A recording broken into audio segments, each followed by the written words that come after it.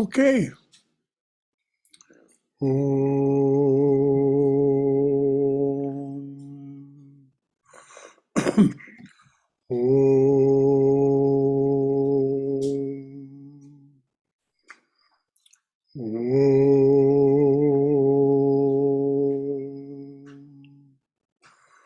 Om Sahana Vavatu Sahano Bhunaktu Sahaviryam Karavavahai Tejasvinavaditamastu Mavidvishavahai. Om Shanti Shanti Shanti. May the Divine Being look over us lovingly as a mother and father. May the Divine Being support and nourish us as a mother and father. May we have the strength and skill to study together the art of spirituality. May no misunderstandings arise amongst us. Om, peace, peace. Peace be unto us and to all beloved beings everywhere. All right, we're studying Swami Prabhavananda's collection of talks, published as the book Realizing God.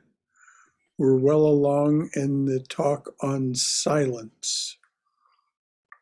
So before we begin, are there any questions or comments from what we've read so far, or anything else that you'd like to add from your own wisdom or experience, or any concern or question you'd like to raise? All right. Only when the truth becomes revealed in the heart do all doubts cease to exist. Only when the truth becomes revealed in the heart do all doubts cease to exist. Now, this is a very concise definition of Savikalpa Samadhi.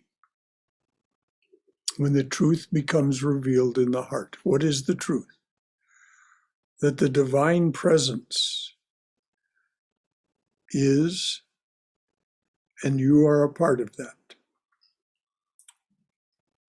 There actually is an even more profound truth, that only the divine presence exists, and your existence is a kind of delusion or illusion, as Sri Krishna mentions in chapter 3 of the Gita. But this is the experience that Swami Sridharananda gestures to when he says, we start off with the idea, I am. That's self-evident. I am. Then we, at some point, as the desire for spiritual growth dawns in us and we begin to move in that direction, we have this sense, I am and thou art. That is what we are sensing. That is something immensely larger than ourselves. In time, we reach this Savikalpa Samadhi, and in time I mean many years, the many years of practice. We reach this state of Savikalpa Samadhi in which we understand, oh, thou art and I am. And it is said then by Patanjali that this is the end of self-effort, and something happens to you then that allows you to understand that only thou art. And this, of course, is Nirvikalpa Samadhi. But there is no Nirvikalpa Samadhi without this first step of the truth dawning in the heart. Even for jnanis, this is a fact. Only when the truth becomes revealed in the heart do all doubts cease to exist. If you wish to understand more deeply what this means about jnanis, Swami Sarvadevananda published a translation of the Nectar of Supreme Knowledge. It's the essential sutras from Vasishta's Yoga Vishishta. So Yoga of Supreme, the Nectar of Supreme Knowledge, that what it means for this to dawn even in a jnani's heart. So before we go ahead, is there any question or comment about this attainment of Savikalpa Samadhi, and then all doubts cease to exist? Anything to say about that?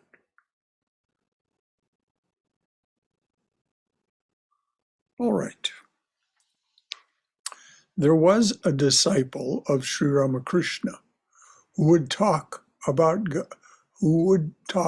nothing but God. If any other topic came up, within a few minutes he would say, "We are wasting our time."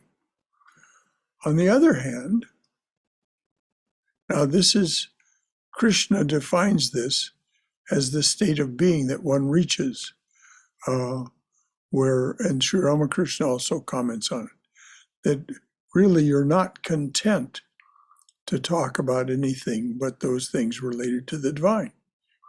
But Swami Prabhavananda said, on the other hand, Maharaj, that was his guru, his master, Sri Ramakrishna's spiritual son, Swami Brahmananda. On the other hand, Maharaj would hardly talk of God.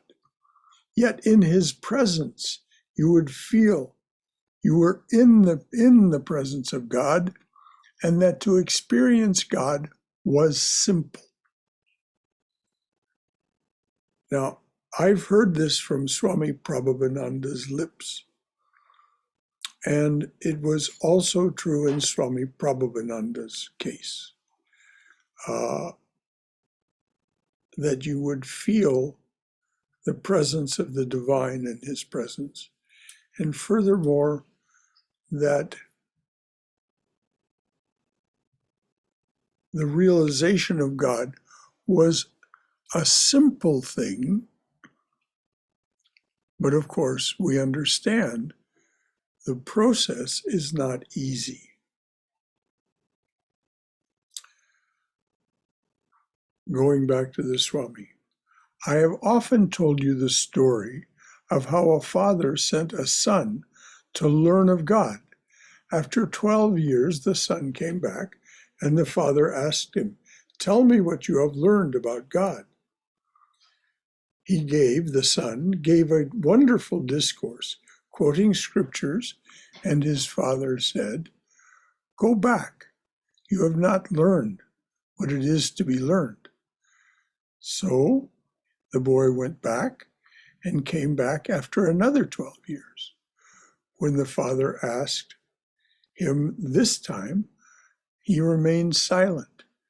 Then the father said, "Why, my boy, your face shines like a knower of Brahman. You have known him.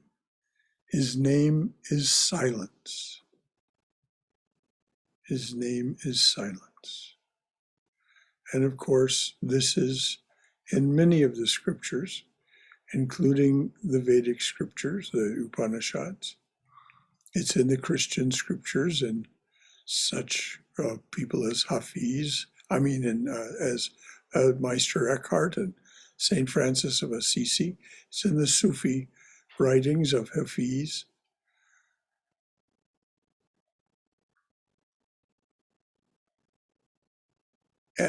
Meister Eckhart, the great Christian mystic of the late 13th and early 14th century, said, "There is a great silence within us that calls to us."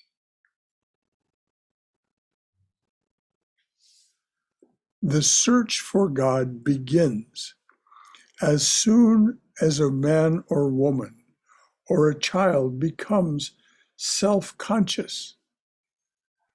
There is that urge in every one of us to unfold divinity. As soon as self-consciousness arises, the urge is to be happy and to know why is this? What is this? So as soon as self-consciousness arises, the urge is to be happy and to know why is this? What is this? I feel certain limitations and I want to be free from such limitations. There is the urge in every one of us to seek knowledge, happiness, and freedom, to unfold divinity. And we want to love and be loved. And what is God? Sat-Chit Ananda, absolute existence, absolute knowledge, absolute love and bliss, absolute existence, absolute knowledge, absolute love and bliss. Now, of course, the finite mind cannot know the absolute.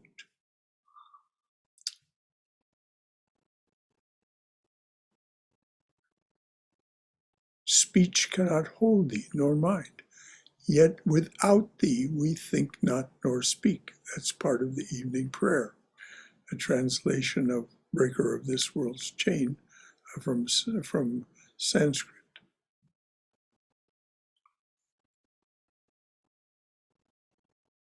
So it is this energy, you can say, this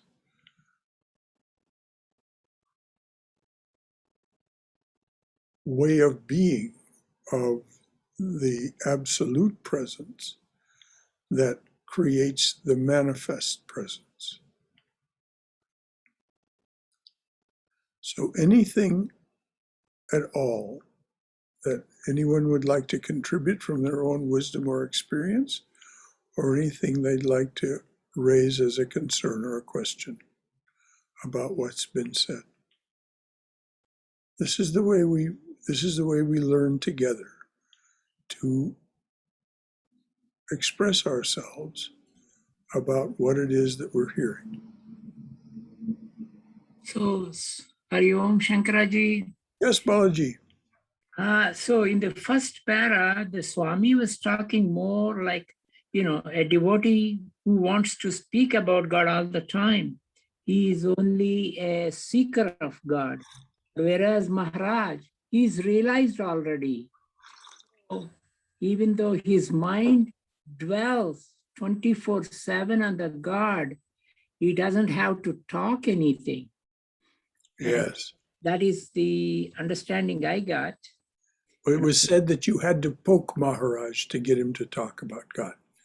You had to poke the honeycomb. That was the expression. If you poked him enough, he might say, "Oh, I have a little indigestion today. Talk to me about it tomorrow." But if you poked him pointedly and persistently, then he would begin to talk about. And the other thing I understand is in the last para, I think this is when you get that self-consciousness, that is only the beginning stage of the seeking about God, I guess, right? Yes. It's when you become conscious that there is something here that is not your actions or your thoughts or your feelings or your perceptions. In the beginning, of course, we don't know how to think about it at all. But this is what the Swami means by being self-conscious. And of course, the question then becomes, why is this? What is this? And most people, and this is not an accusation or a judgment, it's just an observation, most people become distracted by their life in the world and so stop trying to answer those questions. The spiritual aspirant feels that itch, that urge, as the Swami says. He also characterizes it as an ache and will persist in asking these questions, perhaps in the beginning in an off and on way. You know, we have our worldly duties and so on and so forth, and for that matter, our worldly enjoyments. So then, after a time, the spiritual aspirant is no longer content to simply go along with the game and begins to be more determined, self-determined about not allowing the world and its duties, its worries, and its enjoyments to stand in the way of going ahead and answering those questions. Thank you, Balaji. Anyone else? Anything? Brother Shankara? Yes. I really respect that the Swami didn't speak about it. You know, my thing is always walk it, don't talk it. And I have, and again, like you said, not a judgment. My observation is that very often the people who are spending so much time talking about it and convincing you, or maybe trying to convince themselves how spiritual they are, they usually are not living it. So I think it's more, for me, it's more encouraging to see somebody walk it, live it, and not talk it. Because I think if you live it, that speaks for itself. How you Yes. see people, how you know, just how you treat people, how you're living, that speaks for itself. And to me, that speaks volumes. Yes. So I really, you know, my thing has been for a long time, I don't care so much what you have to say. I'm too busy watching what you're doing. And so I, and that's just always been a thing. So I really respect that.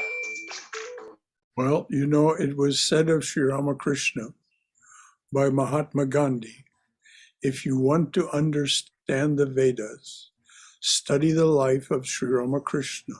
He lived them. And of course, Sri Ramakrishna spent his life, his adult life, from about age 30 on, talking. But he did not ever talk unless asked. Well, I shouldn't say ever. There were a few instances in which he identified someone that was ready to be invited over the precipice, so to speak. And he would go to them, and one instance is his visit to Vidyasagar. And it's one of the few times you'll see that Sri Ramakrishna actually delivered a lecture. But I agree, Frank. It is, if you watch a person's actions, then you can tell how they're really living. And then, if you wish, you can take their words more seriously if they do talk. Thank you, Frank. Anything else from anyone? Frank just nailed it, Brother Shankara. He said it so wisely. So true, so true. Thank you, Haima. Thank you. Yeah, well, you know, Frank's been around the block a few times. He's not new to this. Anyone else? And that is why when I first came to Vedanta, I observed the actions of the Swamis very closely, because I feel I have been in the past duped by some charlatans. But as far as I can tell, they're the real deal.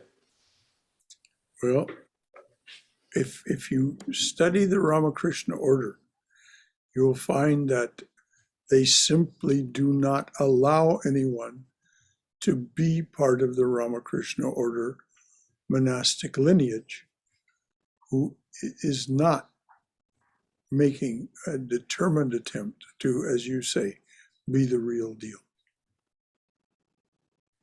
Many people who want to talk it but not walk it end up leaving of their own accord. Otherwise, they may, in time, be invited to leave. So the Ramakrishna order Swamis that you encountered, and I know you've encountered some really extraordinary ones, do indeed walk the talk. Thank you, Brahmadas, for that affirmation. Anything else from anyone? Okay. In ignorance, we do not know consciously what this urge is. In ignorance, we do not know consciously what this urge is. But through experience, we ultimately come to understand that it is only by finding God within ourselves that we can find fulfillment. Only by finding God within ourselves can we find fulfillment. So Swami Prabhavananda's first instruction for meditation was this: the chosen ideal is you yourself, no different. I'll repeat that. The chosen ideal, that aspect of the divine presence that appeals to your heart and that you've found some attraction to. The chosen ideal is you yourself. You have found yourself, in other words. The chosen ideal is you yourself, no different. Learn to feel that living presence. So that is the first instruction, embodies the reason for practicing meditation. The chosen ideal is you yourself, no different. Learn to feel that living presence. And then his three final instructions are, this will require patience. So his second instruction is, be patient, not impatient. Be patient. The third instruction is, be persevering. We cannot do it if we try this week and not next week, and then go back to it the next week. Soon we'll become half-hearted and stop. So we have to be patient, we have to be persistent. And the fourth is, in a way, the best is saved for last. The fourth instruction is expectation. That you can live in expectation that if you make the effort to feel the living presence patiently, with perseverance, that it will happen. So any comments or questions about any of that? Was it Swami Prabhavananda who said that? Those were his four instructions for meditation, yes.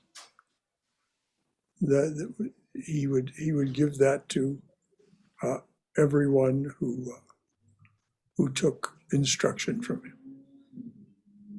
Is Brother Shankara, is expectation same as Shraddha, like faith in the Guru?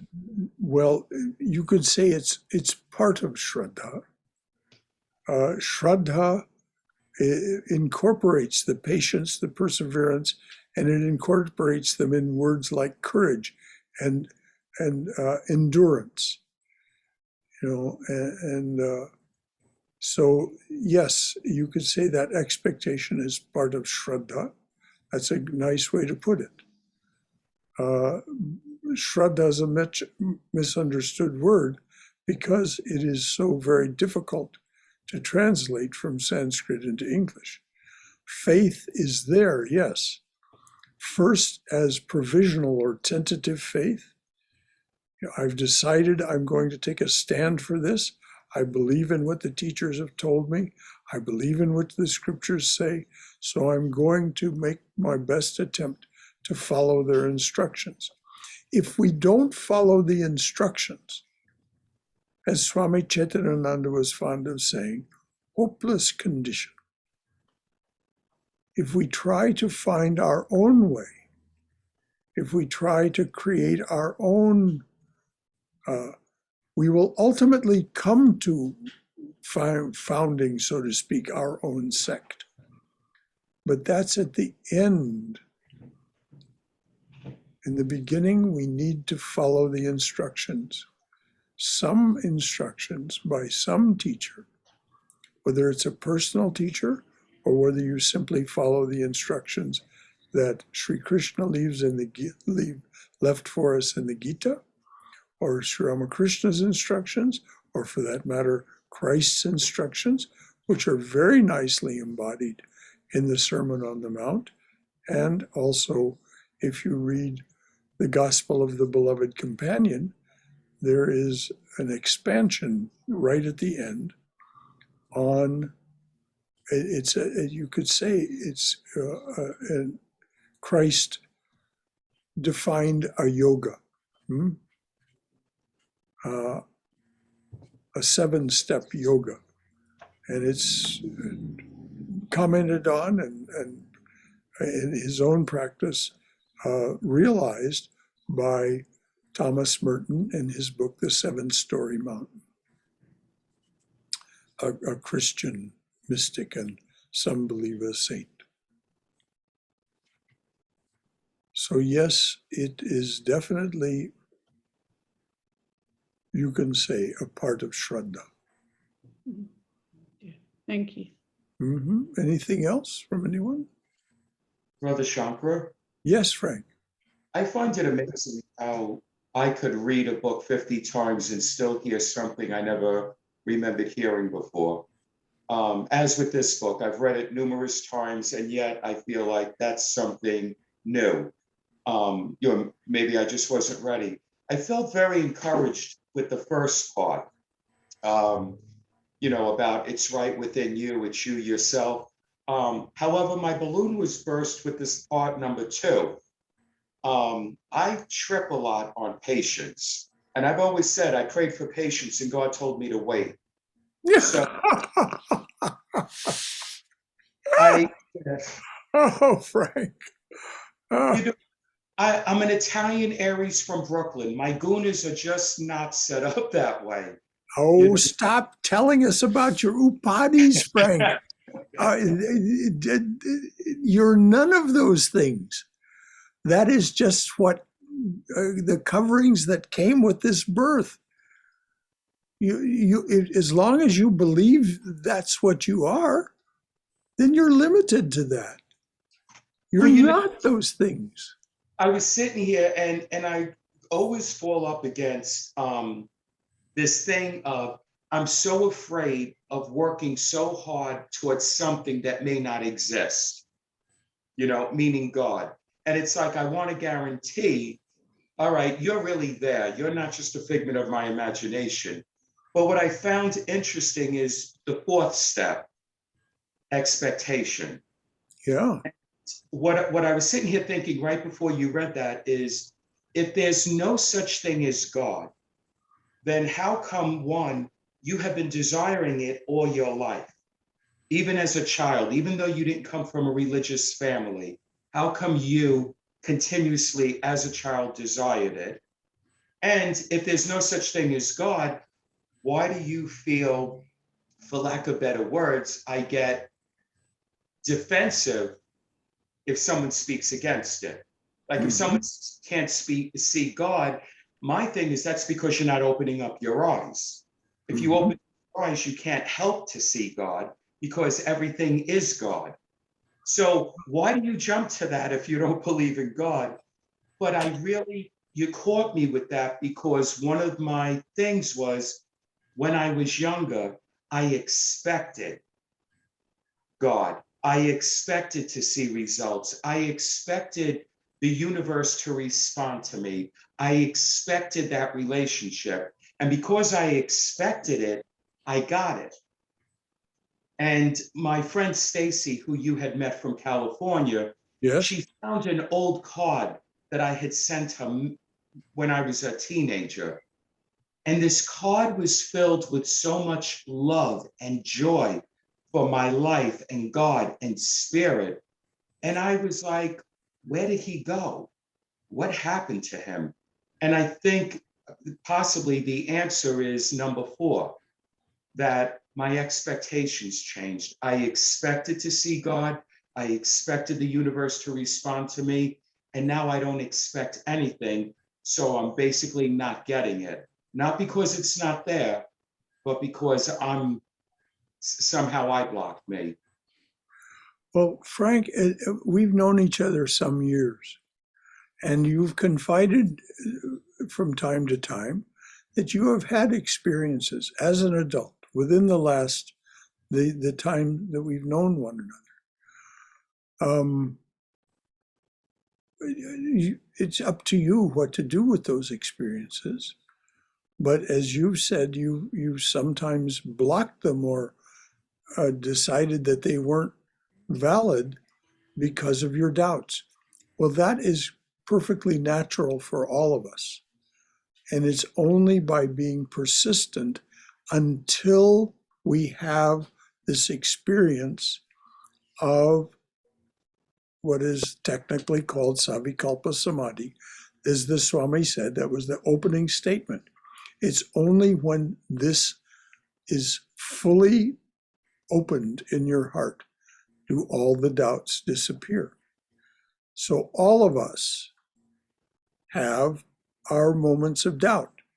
If you don't, then you're just not, you're not really awake, because things happen that cause moments of doubt and fear. That's why Sri Ramakrishna said of Sri Ramakrishna is that he overcame doubt and fear. Thou hast finished with fear and with doubt, standing firm in the vision of God. And then it goes on to say, refuge to all who have cast aside fame, fortune, and friends. Without question, thou shalt trust us. So he is able to share that with us. So we pray for it. We pray, Lord, there are doubts, there's assuredness. Take them both and give me pure love for thee. There is fear, there is courage. Take them both and give me pure love for thee. This pure love for thee is what is another way of talking about that experience of Savikalpa Samadhi. Now, love for thee indicates there is an experiencer, an experience, and experienced. It's still within the realm of time, space, and causation, but it is the highest experience available to us. And if we persist, we can live in the expectation that it will happen. Thank you, Frank, for being so candid about yourself and about your experiences of spirituality. Yes, those of us who are on this path, we had unusual childhoods. Every one of us somewhat different, but if we look into the past, we find these unusual aspects to our childhood, not like other people's, many other people. Anything Brother else Shankara? from anyone? Brother Yes, Shankara? Vijay. Mhm. Hari Om. Hariom yourself. Thank you so much for reminding a few moments ago about asking for give me pure love for thee. I just thought about it as to how powerful this statement and how helpful this statement personally for me would be in times when I have some disappointments and that I had to offer everything to Thakur, especially in the moment, to get strength. And at times, in the moment, I end up forgetting that I have to offer that disappointing moment to him also. Yes, well, this is. I was just quoting or paraphrasing actually a little bit of something that's called Sri Ramakrishna's prayer. Sri Ramakrishna prayed to take all of the aspects of human life, the positive and the negative,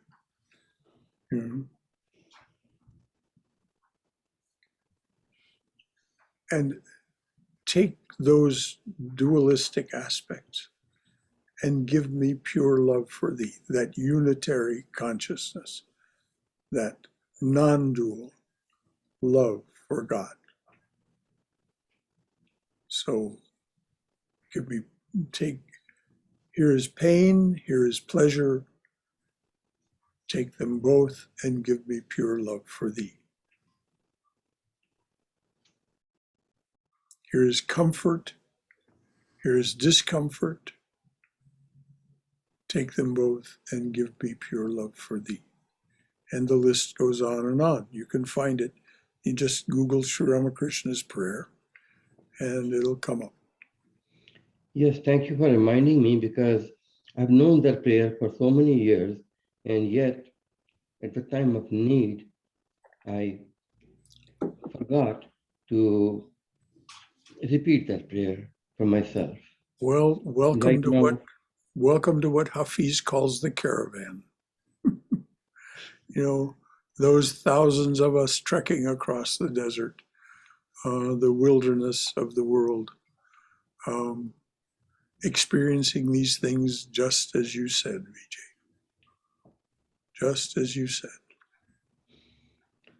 We forget in the moment. Or we doubt in the moment, or we fear in the moment, or we feel shame in the moment, or one of the 8 fetters. We feel prideful in the moment. How dare that person speak that way to me? Don't they know who I am? And so immediately a separation is created. There is no separation, but we've created it. So that's why they're called the 8 fetters.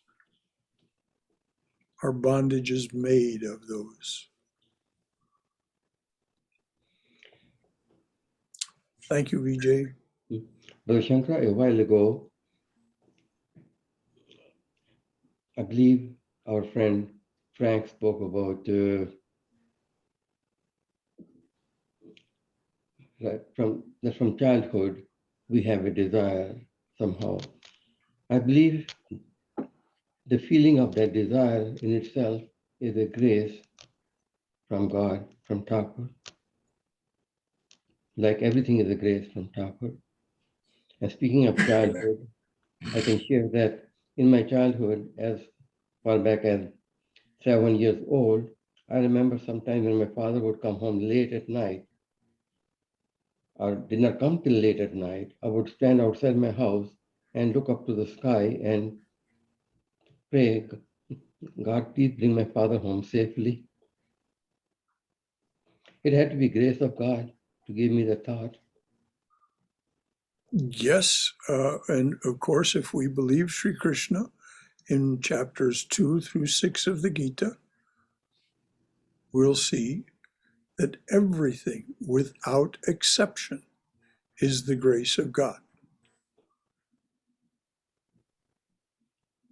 Everything without exception.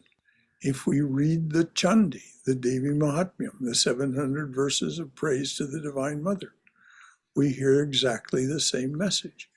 Everything is the grace, in this case, of the Mother. Everything, without exception. So sometimes we recognize it, sometimes we don't. But at least these scriptures, which are old, revered, and taught and used by many, they tell us truths and they give us instructions. And when Frank said earlier that in reading a book, we come across things, and you would say to yourself, I could swear this wasn't in this book when I read it the last time. And then he said, maybe I wasn't ready. Well, that seems to be the case.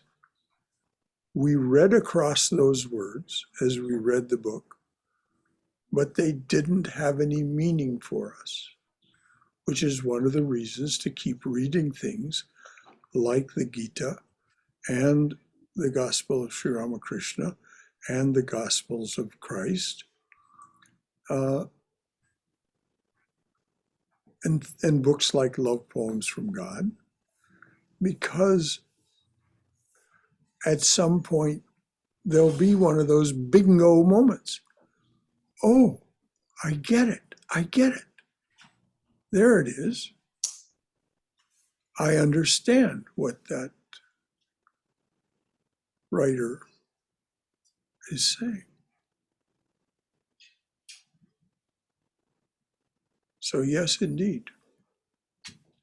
Anything else? On that line, I would like to read Swami Prabhavananda's teaching about being patient and perseverant and an expectation of success. Please. Is that somewhere in this book, or it's after all of the talks and after the index and the glossary, whatever there is at the back. Okay. There's a page with 7 of Swami Prabhavananda's Mahavakyas, his great sayings. Okay. And they're just listed all by themselves without any commentary. And where Nalini, I asked her where she found these. And she said she found them in letters that Swami had written to devotees and in devotees' diaries that were left to her to glean Swami's instructions. And of those, all of those recollections, she selected these 7. I found it. The secret of meditation is fourfold. And then it gets into patience, perseverance, and expectations right in here. But what is the first page number? Read the first The first one, the chosen ideal is you, yourself, no different. Learn to feel that living presence. And Vijay just asked what the page number is. Page 467. 467. Thank you. Yes, these are, I've given talks on these 7 great sayings of Swami Prabhavananda. There's a great unity. The unity is, of course, was already there, but it was recognized by Nalini, Edith Tipple, the editor of this book, And so if you read those 7 and read them again and read them again and read them again, you'll begin to see, at least it's been my experience and others have shared this experience, you begin to see that she selected these 7 because there's a great unity of spiritual teaching and practice in those 7. So Yes, I think so. I think she chose why very good don't ones. you It's very worth enforcing. why don't you read them all out loud for us? All 7. Okay. So long as we feel we can do it. Hang on just a moment. He's starting with number 1. And okay, please go ahead. So long as we feel we can do it, so long God remains hidden. So long as we feel we can do it. We can do. Oh, I got it. I got you. Right. As you proceed further, you will say, I don't understand anything, until the darkness goes away and there is the light of Brahman. Which is why we must never quarrel with ourselves about having doubts. Mm. We get to the point where we feel like, well, just as the Swami says. So go on, please.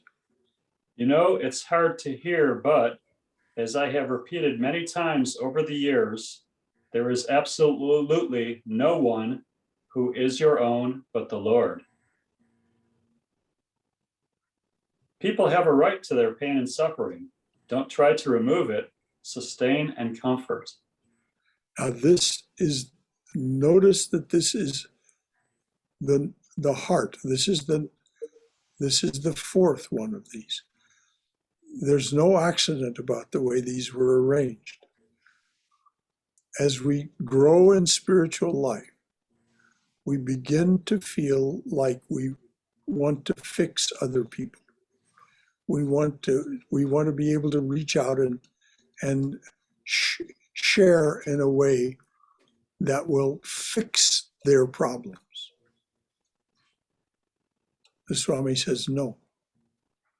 People have a right to their pain and what does he say? Pain and Suffering. Pain and suffering. People have a right to their pain and suffering. It is their karma. It is the way they learn. Do not try to remove it. And then what is his instruction? Sustain and comfort. Yeah, I think that's especially true for those of us who are empathic and we see someone suffering through exactly what we suffered through, like PTSD in my case. And right. You're like, I know what you're going through, dude.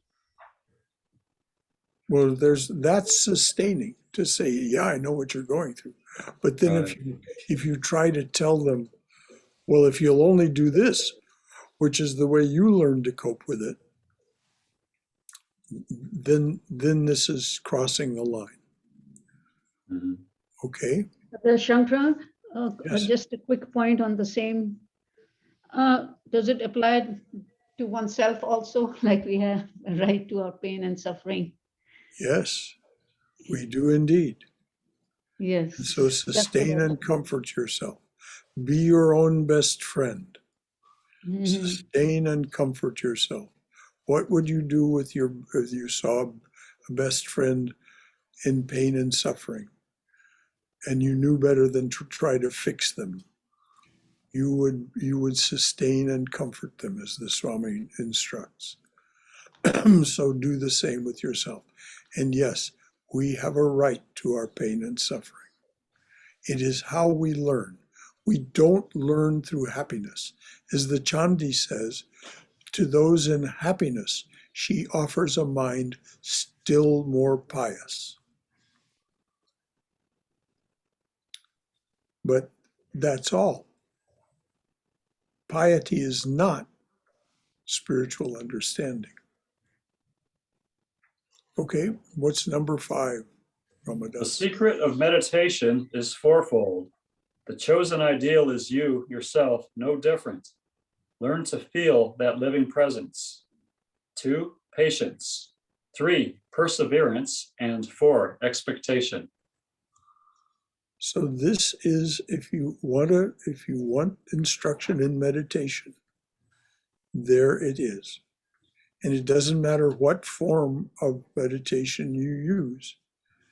Just know that what the goal of that is to feel that living presence that is the truth of what animates you. And when he says the chosen ideal is you, yourself, no different,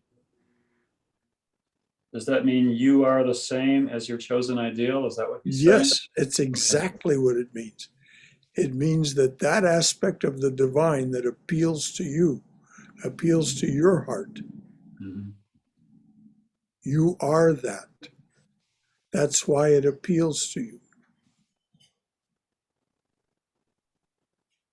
And every one of us is, God is limitless. We hear this over and over from Sri Ramakrishna and so many saints. There is no limit to God. I mean, if we think about the word infinite, eternal, changeless, it just comes omnipresent, omnipotent, omniscient. It becomes self-evident that there's no limit. But then St. Thomas Aquinas said, take all that you know of God and draw it as a circle around the universe. God can barely fit a toe there. So each one of us is that aspect of the divine. And that, of course, is the fundamental instruction. Tat tvamasi, that thou art. And it remains only to reveal it, which means not believing in our upadis, our limitations, our self-conceptions, the things that we say about ourselves. As Swami Vivekananda said, this is maybe a Bengali axiom or street wisdom, but he says, he is a fool who swallows his own spit. In other words, if you believe in what you say about yourself, you're just being foolish. I'm fat, I'm skinny, I'm tall, I'm short, I'm this, I'm that, other thing. These are just upadis. These are just limitations. These are just coverings.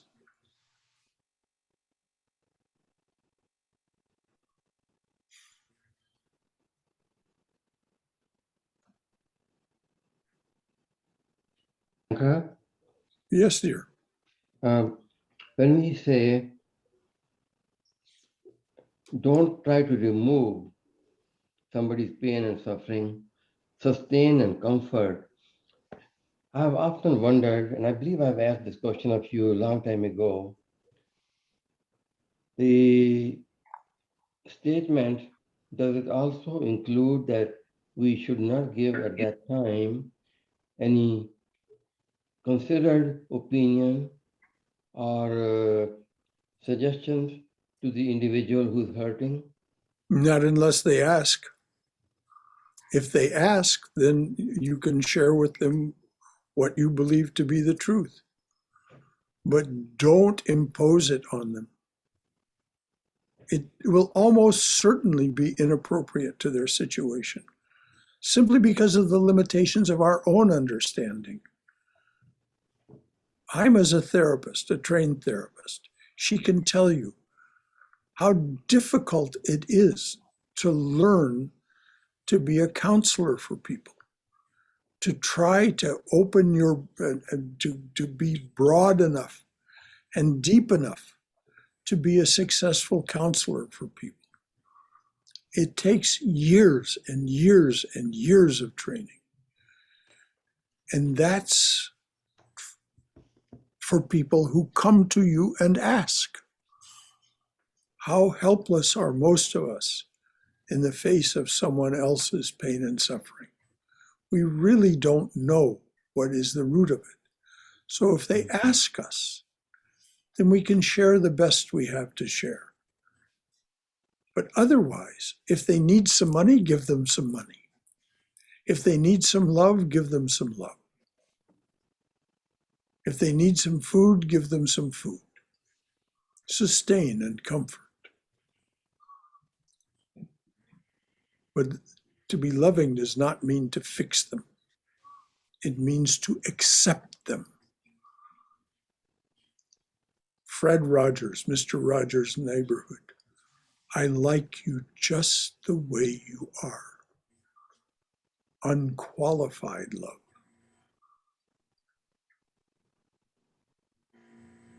Brother Shankara. Yes, dear. I'm so glad you're saying that. I went through that with my mother's passing. Mhm. As simple as it was, I knew the pain was natural. I knew it was, and I accepted it. It was kind of comical to watch other people couldn't handle it. They wanted to fix me. They wanted, me to feel better. And they didn't want me to feel better for me. They wanted me to feel better for them. Yes, exactly. Oh, stop being unpleasant in my presence. Yeah, it was just like they were uncomfortable with it. So I felt a lot of judgment, and that's okay, that's on them. But so I'm glad you had said that because I accepted it. And something earlier that was said, I forgot his name, but he was talking about knowing things, but then when they happen, we forget, to have faith. And before my mother died, a saying I used to love to say whenever something happened that I didn't like or I didn't understand or things didn't go my way, I would always say, nothing happens to me, everything happens for me. And I would continuously say that. Well, after my mother died, I couldn't say that. It felt like blasphemy. And it's now years later that I could look back and even look at her passing and say, it was perfect. My nephew died a year after her. She didn't have to face that. She didn't have to face this COVID stuff. She didn't suffer. She didn't, it wasn't like she was dying for 6 months and had to face death every day. She wasn't tortured. So I look at it, and it took me years to even look at her passing and say, it happened perfectly. As painful as it is, and that's okay. It's okay to have pain. And as much as I love her and miss her, I see the perfection in it. But it took me about 5 years. When people tried to tell me that in 1 year or 2 years, you don't want to know what I wanted to say to them. And Yeah. they were right. I wasn't there. It wasn't appropriate. I wasn't ready. Don't tell me in 6 months to cheer up. Don't tell me it's normal that people die. I know that. I'm not an idiot, not that badly of one. So I had to go through my process, and I found very few people were able to honor that and hold that and allow it. Very few people. So thank you for saying that. Well, good. And it was Vijay who mentioned earlier about forgetting in the moment that the truth that we believe, but somehow when the stress actually occurs, we forget. Yes. And so, amen to all of that. And thank you again, Frank, for sharing. And I'm glad that after these years that you have come to this understanding that you were able to share with us just now. That's very good. That's wonderful. So anything else? It's a little after the hour, but we can take time if people want. Brother Shankara actually has one question. Yes. I read that even once someone attains the spiritual world, the free will can override the super soul and they could return to material world. Is that true? Yes. Adi Shankaracharya gives great detail about this in the last two chapters of his instruction book on Advaita Vedanta, the Viveka Chudamani, the crest jewel of discrimination. Swami Prabhavananda published a wonderful translation, as usual with Swami Prabhavananda, no commentary, no academics, just what did Adi Shankaracharya say? And Sri Krishna mentions it in the Gita. I think it's in chapter 6, but Adi Shankaracharya, I know, goes into some detail about the fact that you can fall from the path even after having, to make realization your own, to where you abide in that day in and day out.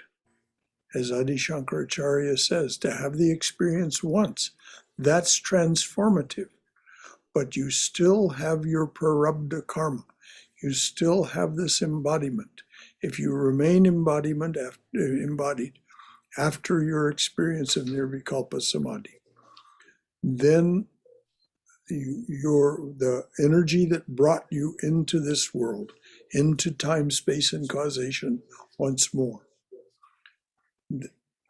that will continue to have its effects.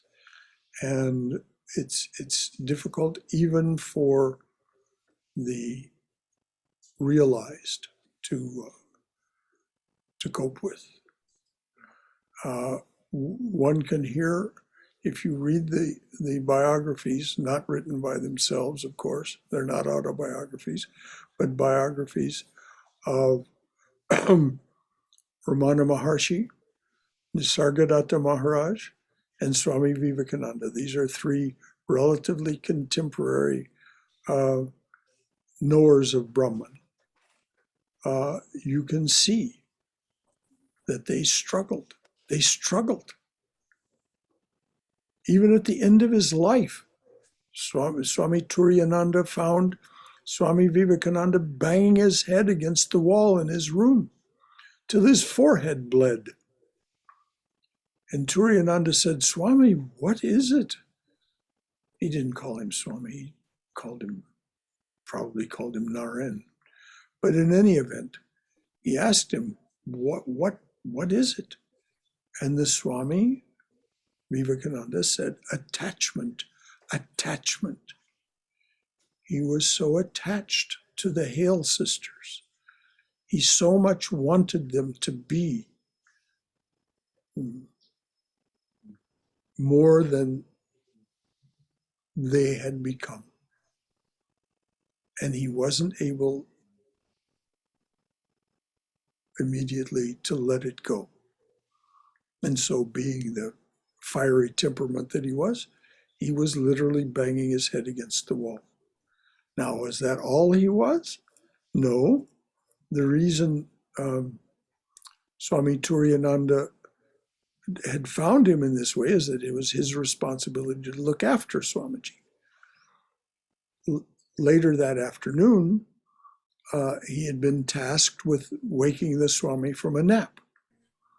He came into the Swami's room, and on the bed inside the mosquito curtain, instead of Swamiji's body lying there, there were 12 Shivas dancing in a ring. 12 Shivas, less than 2 feet tall, each of them, dancing in a ring. Of course, Turiyananda quietly withdrew, and he came back sometime later, and instead of the 12 dancing Shivas, there was Swami Vivekananda's sleeping body, and then he woke him up from his nap. So, yes, even the realized And at that point, we know that on at least 2 occasions, Swami Vivekananda had been in the state of Nirvikalpa Samadhi. Once when Sri Ramakrishna gave him the experience, and the second in June of 1895 in Thousand Island Park, New York. Now, there are wonderful stories in the biographies of Nisargadatta Maharaj and Ramana Maharshi also. I mean, Ramana Maharshi didn't spend all those years in that cave because he had it, nailed, even though he had the experience when he was 16 years old. He had Nirvikalpa Samadhi when he was 16 years old. He had to go to Arunachala, live in that cave, and make it his own. Most people don't stick around. Most people, when they have Nirvikalpa Samadhi, we're told, I don't know anything about this, but what I've read or been told, most people don't stick around. They just leave the body. They just leave the body behind. It's finished. Finished. Those who do retain the body, most live only 21 days. This is what we're told. Only those, as Sri Ramakrishna said, who have the grace to become a teacher retain this thin thread of what he calls the ego of knowledge or the ego of love. And out of that, an Adi Shankaracharya, out of the ego of this slender thread of ego of knowledge, or Sri Ramakrishna, or Chaitanya Mahaprabhu, out of this thin string of the ego of love, compassion, stay to teach. Otherwise, there would be no teachers. Thank you, Brother Shankara. Thanks for bringing that up. Thank you. Anything else? Brother Shankara? Yes. Speaking of Hail Sisters, I just happened to read yesterday only in the letters of Swami Vivekananda ji, there's quite a detailed description of his association with the Hale family, Yes. the parents and the sisters and the 2 nieces. Yes.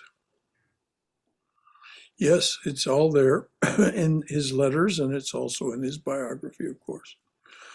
The biographies that have been written of him. It was Mrs. Hale who he called Mother Church.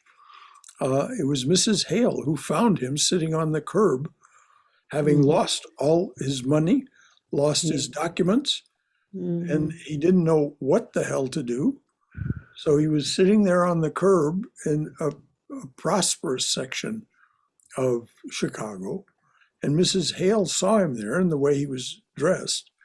And since her husband was associated, she was also, but her husband was directly associated with the Parliament of World Religions, she went out. She had the bravery to go out and say, are you a delegate to the Parliament of World Religions? And the Swami said, yes, but I've lost everything. I don't have anything to prove this. And so she said, well, come inside. And so her husband wrote to Professor Wright in Boston, who the Swami said he'd met, and so on. And, Vivekananda, what can be said of Vivekananda? But the fact is, he wasn't an altogether practical man. He did lose things. He did, he couldn't hold on to money.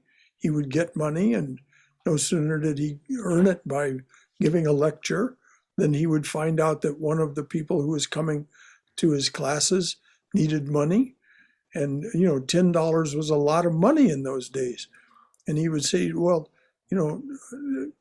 give so-and-so $10. I mean, it would, people were coming to his lectures for 25 cents, 50 cents.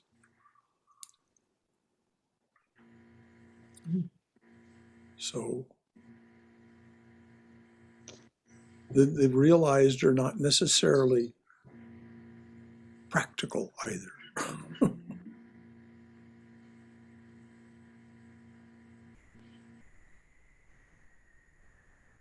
Anything else from anyone, dears? Well, this is exactly what it means to study the art of spirituality together.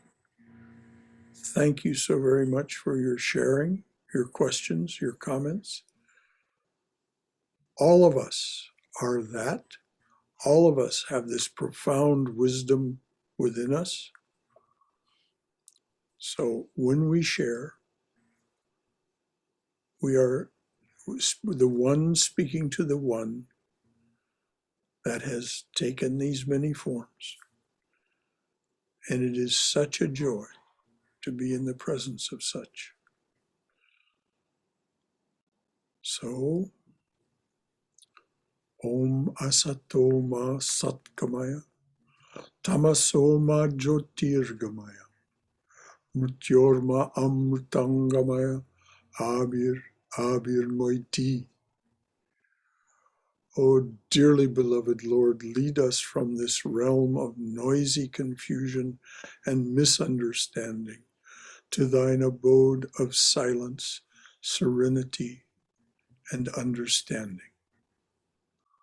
Lead us from darkness and ignorance to the brilliance of thy wisdom and love. Lead us from death to immortality. Light us through and through with thy everlasting, shining presence. Jai Shri Guru Maharaj Ki Jai, Durga Durga Durga. May we be safe. May we be healthy. May we be cheerful. May we have peace of mind. And may we go forward in the loving and protective embrace of the Divine Being as our Mother and Father. Any final comments from anyone? Anything to say? Brother Shankar, Yes. just a closing comment that our center in Atlanta has become so full of life because of this experience of the meetings together with you, doing the readings together, and having time later on to reflect upon what we heard.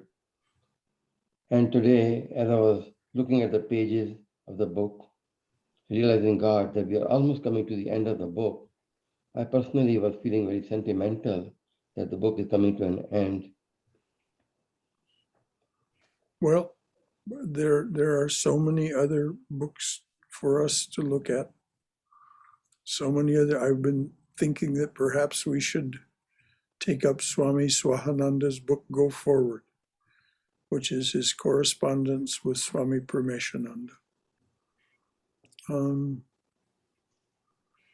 Anyway, thank you, Vijay. Yes, I share your feeling of joy at what this congregation is and does. I mean, just look at the bald fact that each of us is the self. And so that self has so much to share with the other self as embodied in each of us. So let us be very happy we're sharing it. I think we all are happy we're sharing it. Otherwise, we wouldn't come back. There are many other ways to spend your Saturday afternoons. So until next time, tomorrow morning's talk is on fall festivals and the goddess Kali. There is a direct line of connection. Not indirect, a direct line of connection between Halloween and Kalima. We'll talk about that and a lot of other fall festivals and how they represent what the energy of this season is about. Diwali, Dia de los Muertos, lots of things. So tomorrow morning at 11, fall festivals and the goddess Kali. Until then, Jai Ma, Jai Ma, Jai Ma. Thanks for coming, everyone.